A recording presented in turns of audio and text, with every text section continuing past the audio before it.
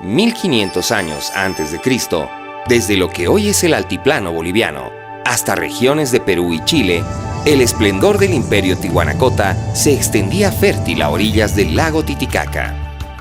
La magnificencia de su cultura se refleja en su excelente obra cerámica, los textiles y sobre todo en las construcciones arquitectónicas, muchas de las cuales poseen orientación astronómica, como la Puerta del Sol y la Pirámide de Acapana, entre otras.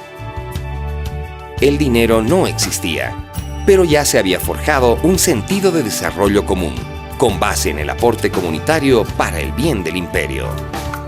En este tiempo, las contribuciones se realizaban con trabajo comunitario, en obras como templos, caminos y puentes.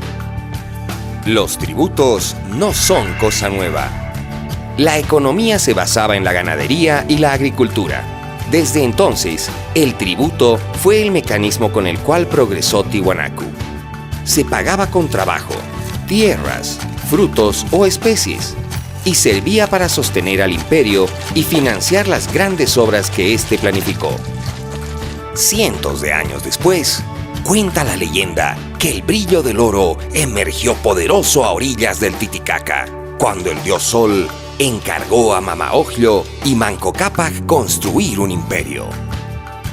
Los incas tenían una civilización avanzada. El poderío se extendió a lo largo de 2 dinastías, desde el 1100 hasta el 1532, tiempo de la conquista española.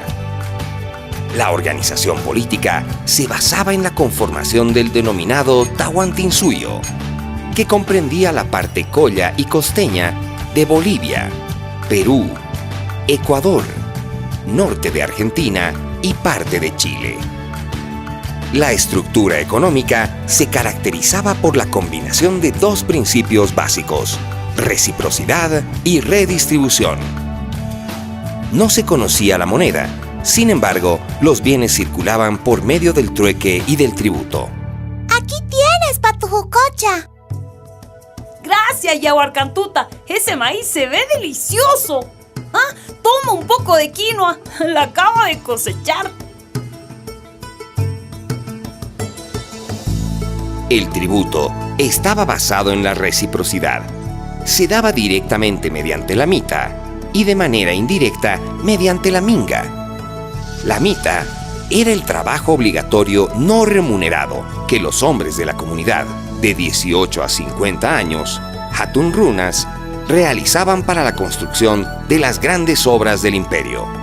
Era obligatoria, equitativa y se alternaban tareas. La minga era un trabajo en beneficio del lugar donde se habitaba para mejorar las condiciones de éste. Se debía retribuir con trabajo lo que el imperio hacía por la comunidad, con la construcción de canales de riego, edificación de puentes y apertura de caminos. Otra modalidad fue el trabajo a favor de los inválidos, viudas, menores, huérfanos, enfermos y ancianos. Una categoría particular era la de los artesanos, olleros o plateros, que debían pagar con el producto de su trabajo especializado. Con el tributo textil, cada familia hilaba y tejía para el inca o el curaca, pero eran ellos quienes suministraban la materia prima para trabajarla. Se profundizó el tributo en especie. Se empezó a cobrar 1/5 de los tesoros y minerales. Se implementó el impuesto llamado tributo indígena. Impuestos para España. Con la llegada de Cristóbal Colón, las arremetidas de Pizarro contra los incas y de Cortés en México, la época de la colonización se inició. Los españoles ensayaron diversos sistemas para asegurar la supremacía, desde la evangelización hasta la guerra más encarnizada. Una minoría compuesta por blancos dominaría a una población de indios americanos. Los indios fueron considerados como una masa aislada y reprimida, de un rango inferior al del conquistador más pobre y analfabeto. Una vez instaurada la conquista, se establecieron formas de organización que permitían a los conquistadores el control de tierra, trabajo y tributos. Durante la conquista, una de las principales fuentes de tributos se basaba en el quinto real, lo que implicó el tributo del 20% del total explotado. En un inicio, se aplicó a los metales preciosos provenientes de los tesoros incas. Luego, este impuesto fue aplicado a la explotación mineral. El quinto por el oro y la plata dio los mayores ingresos a la corona española. Fueron diversos los impuestos con que las autoridades españolas gravaron a los colonos, quienes a su vez cubrían sus obligaciones con los recursos de la región y la explotación inhumana de los indígenas. El almofarajazgo, impuesto de aduana que pagaban todas las exportaciones e importaciones de las colonias. El tributo, impuesto que los indígenas varones entre los 18 y 50 años estaban obligados a pagar. La alcábala, contribución por la venta de bienes muebles e inmuebles. El diezmo, impuesto eclesiástico, cobrado por las autoridades a los propietarios de tierras para el sostenimiento del culto evangelizador, del cual la corona también tomaba su parte. Entre otros, también se cobraban los impuestos llamados sisa, media anata, armada de barlovento para el ejército y el estanco, impuestos sobre el aguardiente, el tabaco y el papel sellado, que eran monopolios de la corona. Para la explotación de la plata, instituyeron la mita, que fue distorsionada, volviéndose forzada e insalubre, y significó la muerte de miles de indígenas a lo largo de varias generaciones. Estas cargas tributarias originaron levantamientos indígenas como el de Alejo Calatayud y Túpac Katari, quienes se oponían al cobro excesivo de impuestos, a los abusos de la mita y al desconocimiento de otros derechos.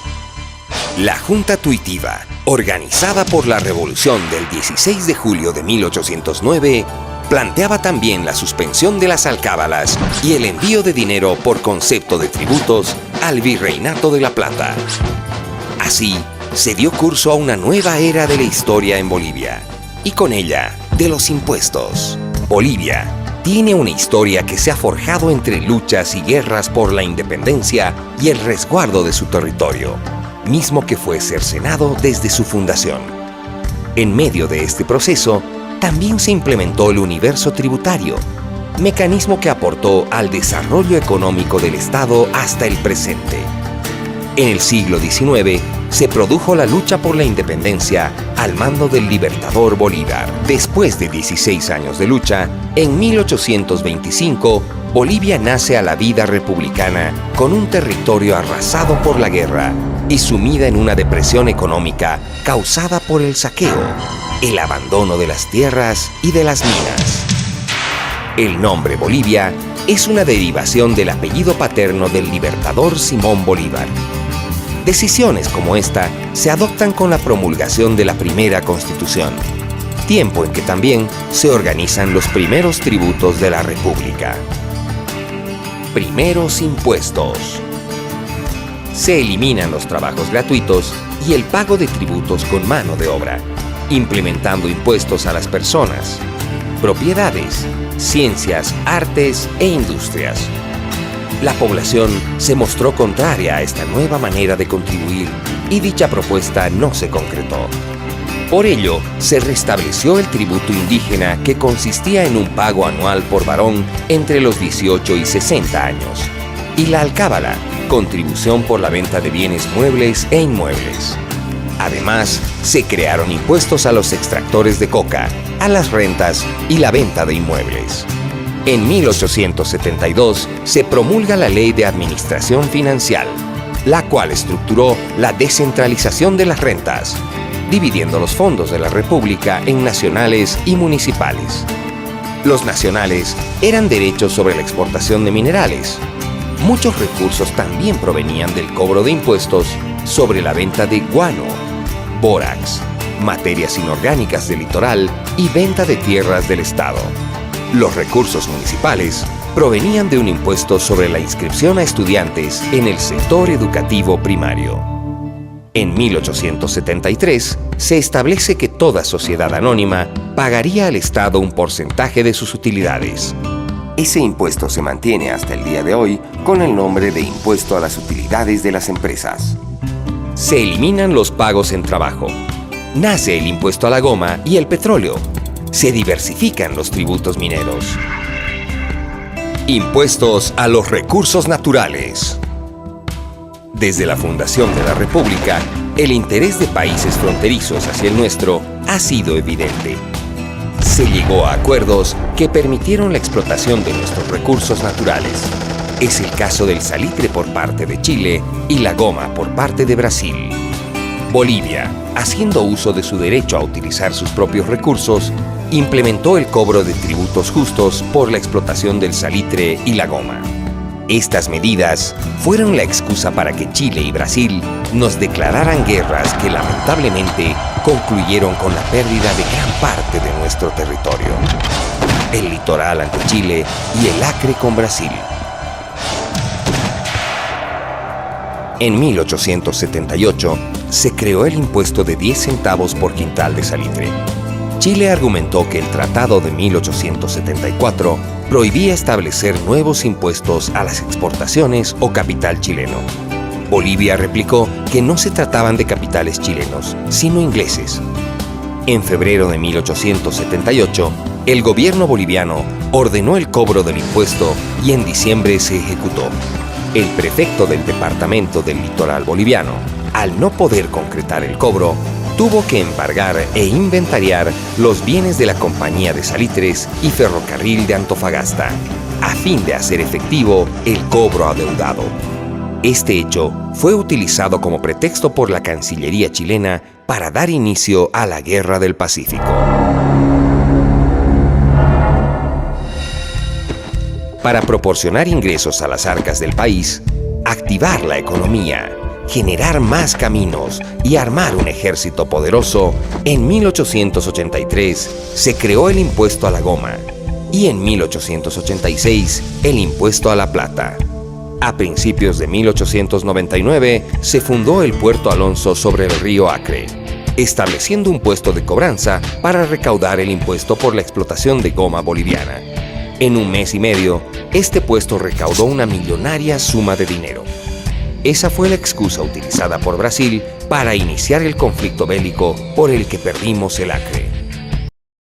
En los últimos años del siglo XIX y los primeros del siglo XX, el estaño adquirió importancia en el mercado internacional. En nuestro territorio se descubrieron los yacimientos más importantes del mundo.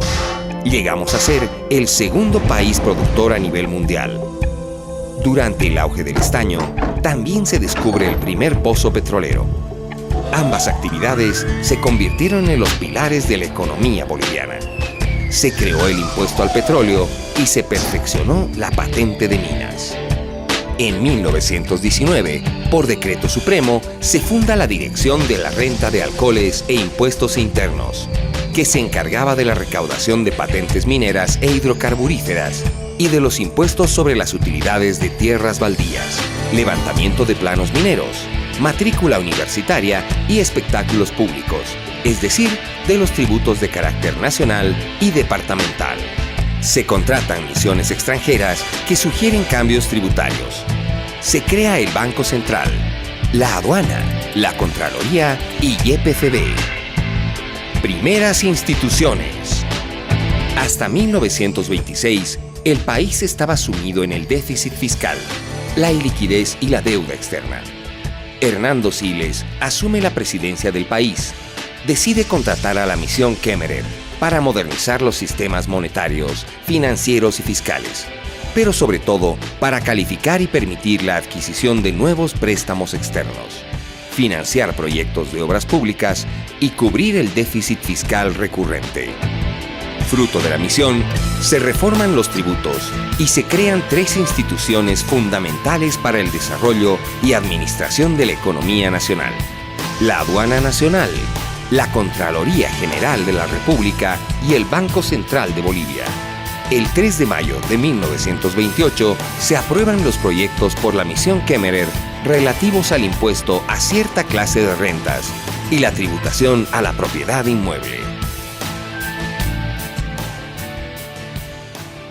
El fantasma de la guerra nuevamente toca nuestras fronteras y con él llega el conflicto bélico contra Paraguay. Mueren alrededor de 60.000 bolivianos. Perdimos el Chaco. La guerra fue devastadora. Los gastos, millonarios. En 1934, los gastos de defensa sobrepasaron el 80% del presupuesto de la nación, obligando al gobierno de la época a dejar de pagar la deuda externa y adquirir nuevos préstamos para gastos de guerra. El Estado estableció el impuesto a los sueldos e impulsó la venta de la insignia patriótica, la escarapela, para solventar algunos de esos gastos. Si la guerra fuera hoy, el gasto superaría fácilmente los 26.000 millones de dólares. Posteriormente, en el gobierno del general Toro, se crea YPFB, Yacimientos Petrolíferos Fiscales Bolivianos. En 1937, Toro dicta la primera estatización en la historia boliviana y de Sudamérica, al nacionalizar el petróleo y confiscar los bienes de la Standard Oil, una de las petroleras más grandes y poderosas del mundo, por evasión tributaria y traición a la patria.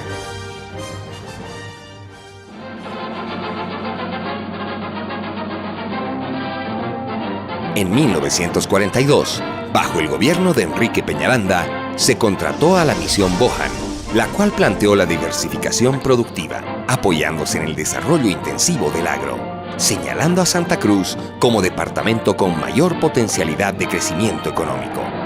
El plan también mencionaba la necesidad de una infraestructura de comunicaciones. Como resultado, se creó la Corporación Boliviana de Fomento, cuyo objetivo fue impulsar el desarrollo agroindustrial del país.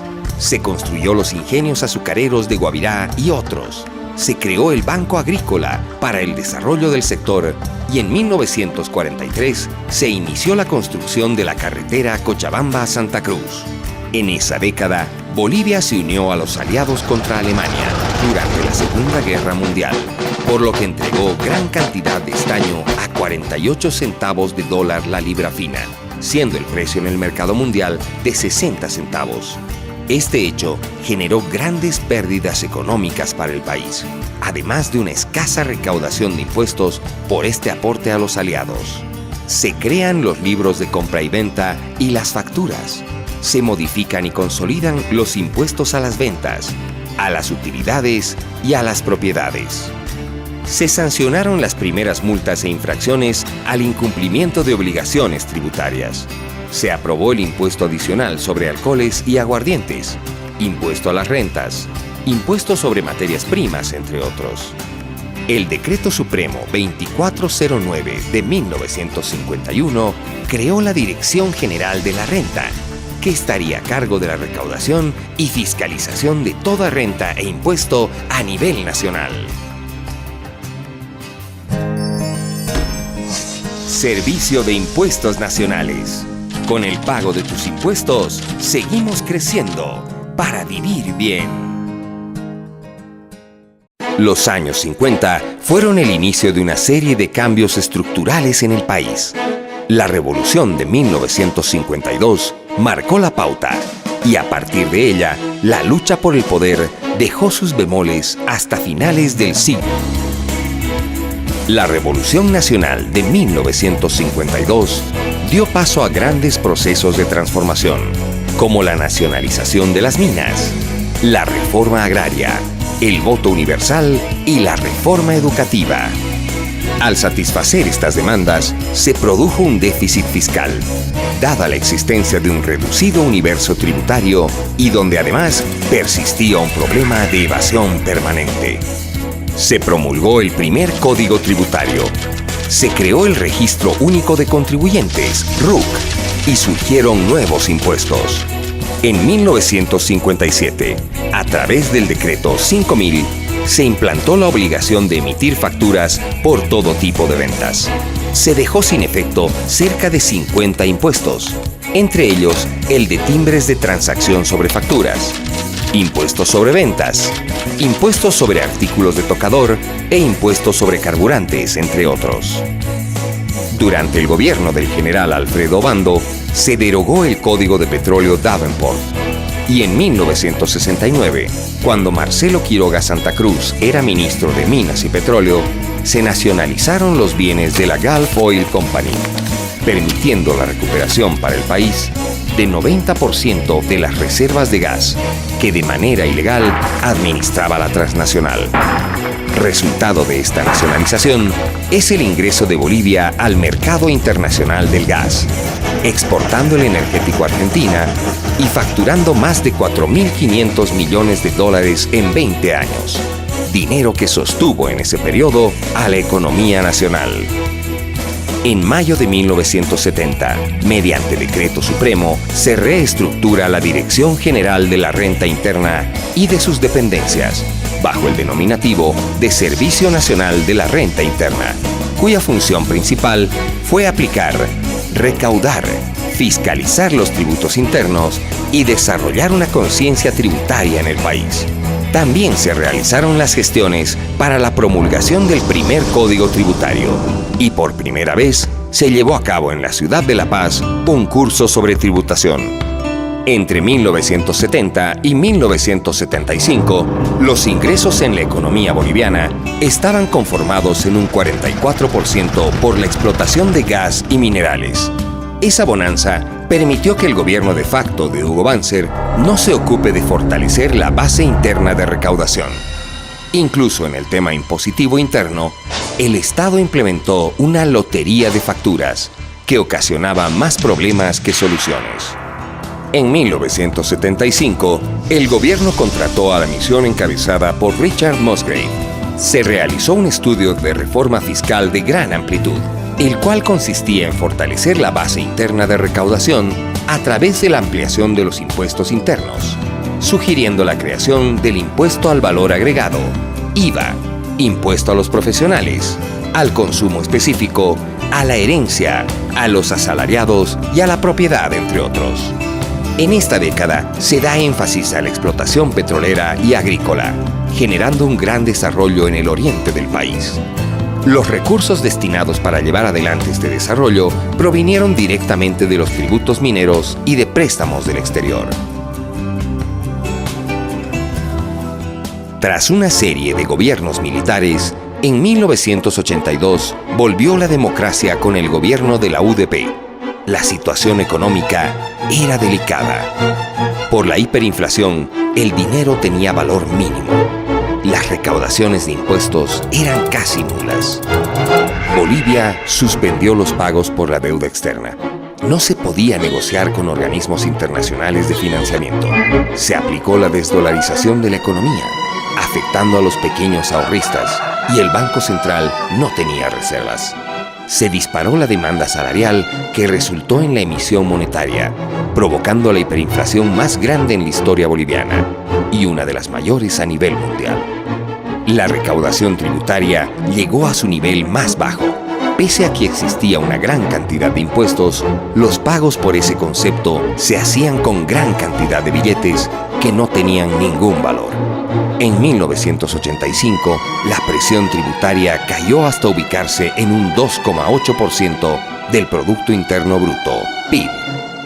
Estimados conciudadanos, la patria se nos está muriendo y es preciso no eludir ningún recurso para un tratamiento. Ese mismo año, el gobierno promulgó el Decreto 21060, en el que se incluyeron medidas de orden fiscal, de control monetario, de liberalización de la economía, de privatización, de fijación de impuestos e incluso regulaba los feriados nacionales, estableciendo un nuevo modelo económico denominado neoliberal. Se logró la estabilidad económica, pero el país no alcanzó los niveles de crecimiento necesarios para superar los altos niveles de pobreza. Las calles se llenaron de miles de relocalizados, empleados públicos y mineros despedidos. Se creía que estos serían contratados por el sector privado, asumiendo el liderazgo en la economía. Estas medidas indujeron la depresión y un alto costo social para los sectores más deprimidos del país. Se incrementó la economía informal. Las principales ciudades se vieron inundadas por vendedores callejeros.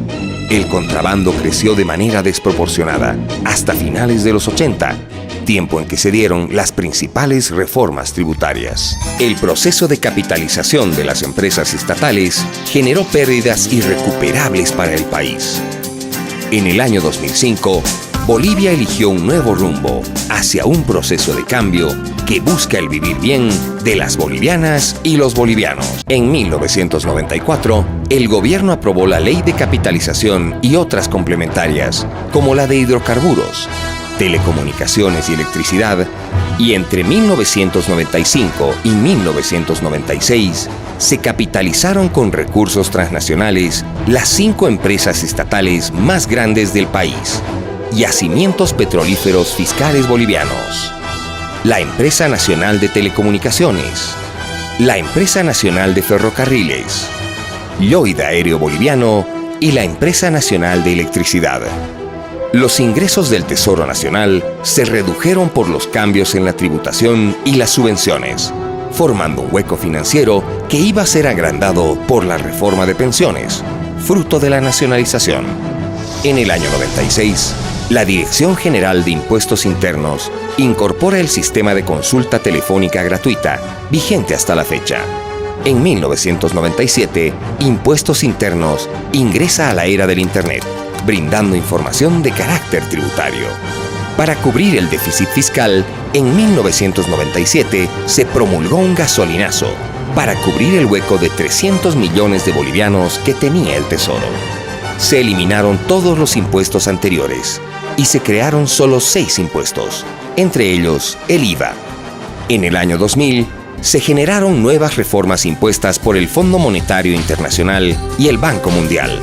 Se institucionalizó la administración tributaria y la aduana nacional en un esfuerzo por eliminar la corrupción existente en ambas instituciones. Cambió la denominación de Administración Tributaria por el nombre actual de Servicio de Impuestos Nacionales. En el 2003 se promulgó la Ley 2492, que es el Código Tributario vigente hasta el día de hoy. En 2005 se promulgó una nueva ley de hidrocarburos, creando el impuesto directo a los hidrocarburos, IDH, el cual constituye 1/3 de la recaudación tributaria actual. El 2003, los movimientos sociales, en una valiente lucha por los hidrocarburos, recuperaron la propiedad de los mismos y se inició un proceso de reivindicación social que logró sus objetivos en el año 2005, cuando las elecciones dieron una victoria arrolladora por primera vez en la historia democrática del país, con el 54% de los votos a Evo Morales Ayma.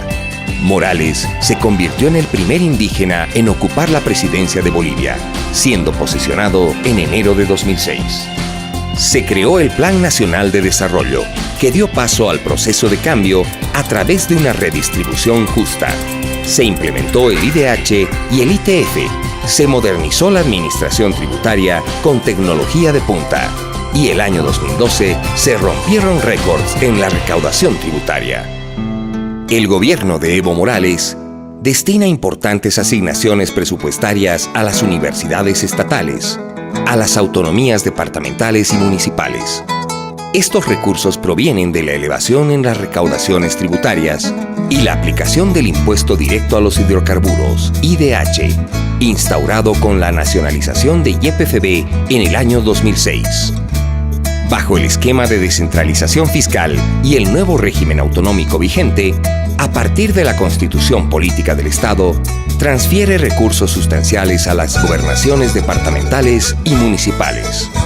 Fruto de estos cambios y una vigorosa recaudación tributaria, se crearon fondos de protección social destinados a entregar recursos económicos a los sectores más desposeídos de la población boliviana.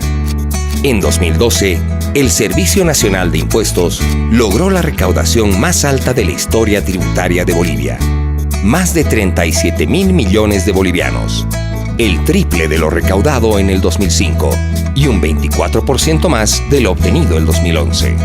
Hoy, más de 300.000 contribuyentes pueden presentar sus declaraciones juradas a través del Internet, gracias a la oficina virtual y a los servicios que ésta brinda. El sitio web de impuestos es uno de los más visitados del país, recibiendo más de 5 millones de visitas al año. Y junto a Cantuta, Patujú y a mí, Don Fisco, se implementó el programa de cultura tributaria.